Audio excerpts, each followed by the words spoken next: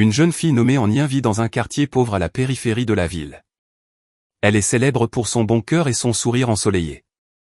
La vie d'An Yin est pleine de difficultés car elle doit effectuer de nombreux travaux différents chaque jour pour joindre les deux bouts, de la livraison de marchandises au nettoyage de petits magasins.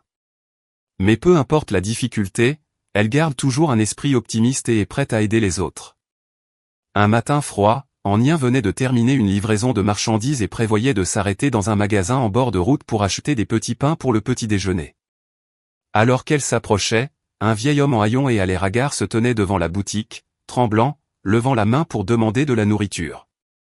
Le propriétaire du restaurant lui a lancé un regard méprisant et l'a chassé bruyamment. « Tu n'as pas d'argent et tu oses venir ici pour mendier ?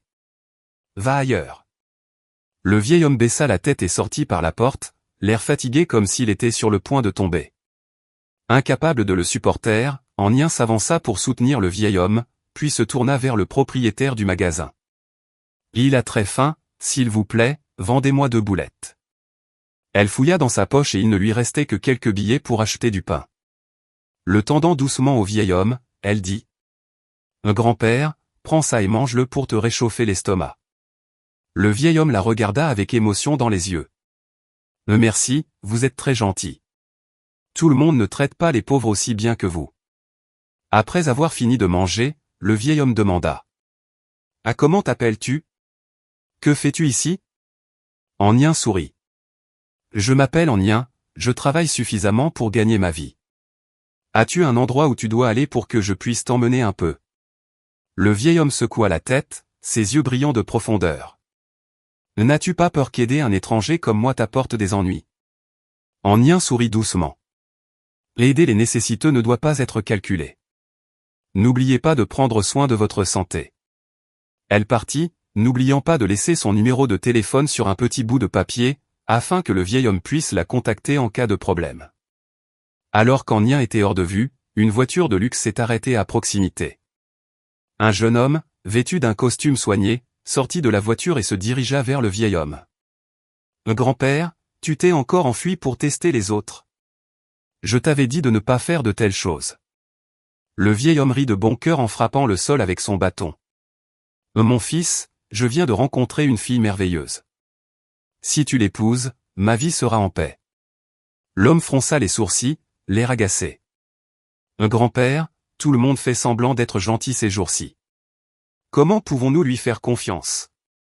Le vieil homme ne dit rien de plus, il tendit simplement un morceau de papier avec un numéro de téléphone. « Tu devrais essayer de la rencontrer. Parfois, les choses simples sont les plus difficiles à trouver. » L'homme était sur le point de dire quelque chose, mais quand il vit le regard déterminé de son grand-père, il soupira simplement. Il ne savait pas que cette rencontre fortuite allait complètement changer sa vie et celle d'une fille nommée An Yin. Les autres ne savent pas comment prendre soin d'eux-mêmes. Un matin, An Yin est entré dans la cuisine et a trouvé Oh Hang-min en train de se débattre avec la cafetière, l'eau se répandant partout. Il était tellement confus qu'il était agacé. « Tu ne peux pas vivre sans café instantané », il a craqué. An Yin a juste rigolé, a attrapé la cafetière et a commencé à modeler. Vivre ensemble ne se résume pas seulement à de petites disputes, mais aussi à la confrontation de 2 personnalités. An Yin apprécie toujours l'intimité et se sent mal à l'aise lorsque Oh Hang-min fouille au hasard ses affaires. Quant à Oh Hang-min, il est habitué à vivre seul et ne supporte pas de devoir partager son espace personnel avec d'autres. Pourtant, sous le même toit, ils apprennent peu à peu à faire des compromis et à mieux se comprendre. Une nuit, après une journée de travail stressante, Oh Hang-min vit soudain An Yin assise tranquillement près de la fenêtre, les yeux lointains. « À quoi penses-tu » il a demandé, sa voix plus douce que d'habitude. An Yin sourit doucement. « C'est juste que parfois je me demande pourquoi ma vie a autant changé. D'une fille normale, je suis soudainement devenue ta femme nominale. » Sa réponse fit taire Oh Hang-min pendant un moment. Pour la première fois, il réalisa qu'An Yin n'était pas seulement une simple fille qui entrait dans sa vie, mais aussi quelqu'un qui subissait les pressions qu'il avait lui-même créées involontairement. Dans les jours suivants, Oh Hang-min a commencé à changer son comportement envers An Yin. Il est devenu plus délicat, plus attentionné.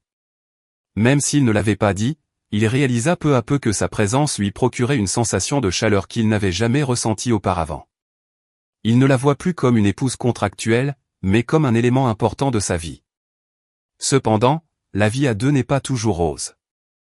La nouvelle de leur mariage surprise a commencé à se répandre dans les médias. Les articles ont soulevé de nombreuses questions et même quelques rumeurs malveillantes sont apparues. Un jour, An Nien a reçu un appel de la mère de Hwang Min. Elle lui a demandé de le quitter. « Quelles que soient vos raisons pour faire cela, rappelez-vous que vous n'appartenez pas à notre monde », a-t-elle dit, sa voix pleine d'autorité. An Nien avait le cœur brisé mais restait calme. Elle savait que ce n'était pas seulement un défi pour elle-même, mais aussi une opportunité de prouver que le véritable amour ne dépend pas du statut ou de l'argent.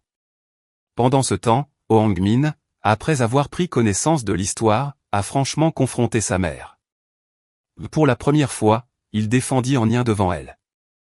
Elle n'appartient peut-être pas à notre monde, mais elle est le monde que je veux protéger, dit-il, le regard déterminé.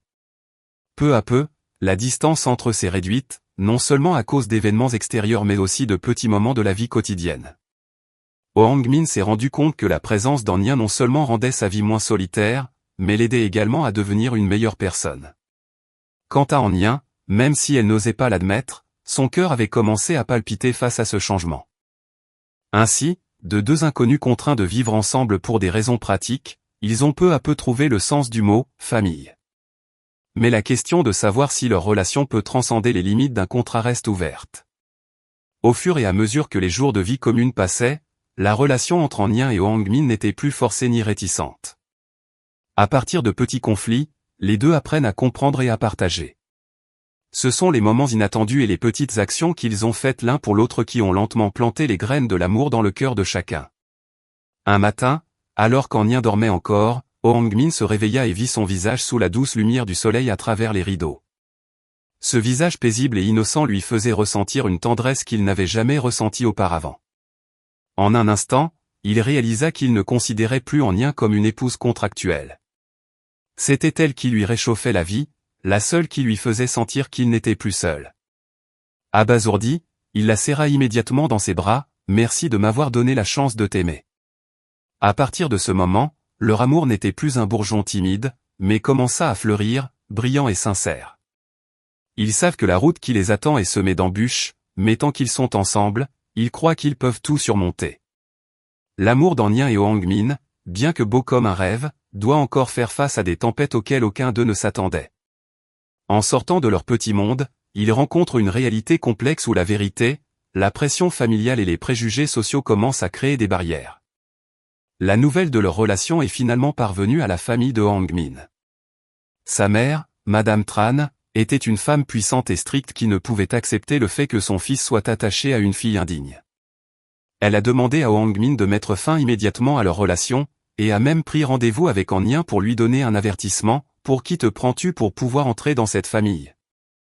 Madame Tran a dit froidement, « L'amour est un luxe que les gens comme vous ne peuvent pas se permettre. » An Nien ne répondit pas, mais son cœur souffrait infiniment. Elle comprenait bien son passé et ses circonstances, et ses mots semblaient toucher le malaise le plus profond de son cœur. Cette nuit-là, elle décide de parler à Hwang Min. « Nous devrions arrêter, dit-elle, les larmes coulant sur ses joues. Je ne veux pas que tu aies à choisir entre moi et notre famille. » Mais Hwang Min n'était pas d'accord. « Je me fiche de ce qu'ils disent.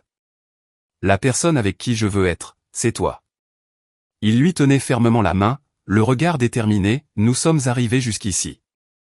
Penses-tu que je vais les laisser gâcher tout ça ?» Ces paroles ont à la fois touché et effrayé An Nien. Elle sait que Hwang Min l'aime, mais cet amour est-il assez fort pour résister aux pressions qui l'entourent? Pendant ce temps, un rival commercial de Hwang Min a commencé à profiter des informations sur leur relation pour répandre de fausses rumeurs, affectant son image et son travail. Des articles sensationnels et des rumeurs selon lesquels An Nien comptait sur Hwang Min pour faire avancer sa carrière ont inondé les journaux. An Nien avait l'impression de devenir un fardeau, non seulement pour Hwang Min mais aussi pour la carrière qu'il avait travaillé si dur à construire. Le point culminant de la tempête a eu lieu lorsque Hwang Min a dû faire face à une assemblée générale tendue, au cours de laquelle de nombreuses personnes se sont opposées à ce qu'il continue à jouer un rôle de leader s'il ne résolvait pas de manière décisive ses problèmes personnels. Hwang Min était fatigué, mais il n'a jamais blâmé An Nien. Au contraire, il est devenu plus protecteur envers elle, même lorsqu'elle-même lui a proposé de partir pour qu'il puisse être soulagé. Ne pense jamais que tu es le problème, dit-il, sa voix pleine de détermination. Si nous rompons, ce sera ma plus grande erreur. Au milieu des défis, une personne apparaît, apparemment un ennemi, mais s'avère être un allié. Cette personne est le grand-père de Hwang Min, celui qui détient une voix importante dans la famille. Bien qu'il ait initialement agi avec distance envers An Nien, après avoir été témoin de son sacrifice et de sa sincérité, il a changé d'attitude. Un jour, il les a réunis tous les deux et leur a dit, « L'amour n'est pas quelque chose qui peut être contrôlé par l'argent ou le pouvoir. Si vous vous aimez vraiment, je serai à vos côtés. » Les paroles du grand-père semblaient donner de la force à Hwang Min et à An Nien. Mais la guerre n'est pas encore terminée. Bien que la famille de Hwang Min ne s'y oppose plus publiquement, elle continue à faire secrètement pression sur An Nien, espérant qu'elle se retire. Les critiques extérieures étaient constantes, et même les moments passés ensemble étaient parfois teintés de tension. Pourtant, malgré les difficultés, leur amour a grandi. Hwang Min et An Nien comprennent que ce défi n'est pas de les séparer, mais de prouver que le véritable amour peut tout surmonter. An Nien n'est plus la fille timide et craintive qu'elle était. Elle a appris à faire face aux choses, à rester forte aux côtés de l'homme qu'elle aimait et, surtout, à s'aimer elle-même pour ne plus se sentir comme un fardeau. La tempête a semblé durer une éternité, mais elle s'est progressivement calmée. Ce qui reste après tout, c'est un amour fort, forgé à travers les épreuves et la confiance. An Nien et Hwang Min savent que le chemin à parcourir est encore semé d'embûches, mais ils sont prêts. Parce que désormais, ils ne sont plus seulement deux individus, mais un couple qui a surmonté ensemble les plus grandes tempêtes de la vie. Dans leur amour depuis le début, tenant la main d'An Nien et disant « Bienvenue dans la famille ». C'est à ce moment-là qu'An Nien sentit le plus clairement qu'elle avait enfin trouvé sa place dans le monde de Hwang Min. Après le mariage, ils ont déménagé dans une petite maison, pas trop loin de la ville, où ils pouvaient profiter de la vie paisible dont ils rêvaient tous les deux. An Nien a continué à poursuivre sa passion pour l'écriture et, avec les encouragements de Hwang Min, elle a publié son premier roman. Le livre a non seulement reçu un accueil chaleureux, mais a également confirmé qu'elle avait trouvé sa propre voie. Hwang Min, quant à lui, continue de diriger l'entreprise mais donne toujours la priorité au temps passé avec sa famille. Les matinées passées ensemble autour d'une tasse de thé, les sorties spontanées ou simplement la préparation du dîner ensemble deviennent pour eux des moments précieux. Hwang Min plaisante souvent, « Nous avons vécu en couple avant de nous marier, mais maintenant j'ai un certificat. Personne ne peut te voler. » De nombreuses années plus tard, lorsqu'ils accueillirent leur premier enfant, une petite fille aux yeux brillants comme Hwang Min et au sourire chaleureux comme An Nien, leur vie devint encore plus complète. En regardant sa petite famille, An Nien s'est rendu compte que chaque défi du passé ne faisait que rendre le présent plus significatif. Mais surtout, elle a trouvé le véritable amour, un amour qui n'est pas seulement une romance passagère, mais un compagnon durable à travers toutes les tempêtes de la vie. Maintenant, debout au milieu du jardin fleuri où son histoire a commencé, An Nien sourit à Hwang Min et murmura, « Si c'est le destin, alors je remercie la vie de t'avoir amené ici à tes côtés. » Hwang Min, comme toujours, a répondu par un regard doux et une poignée de main serrée, comme une promesse que ce bonheur durerait pour toujours.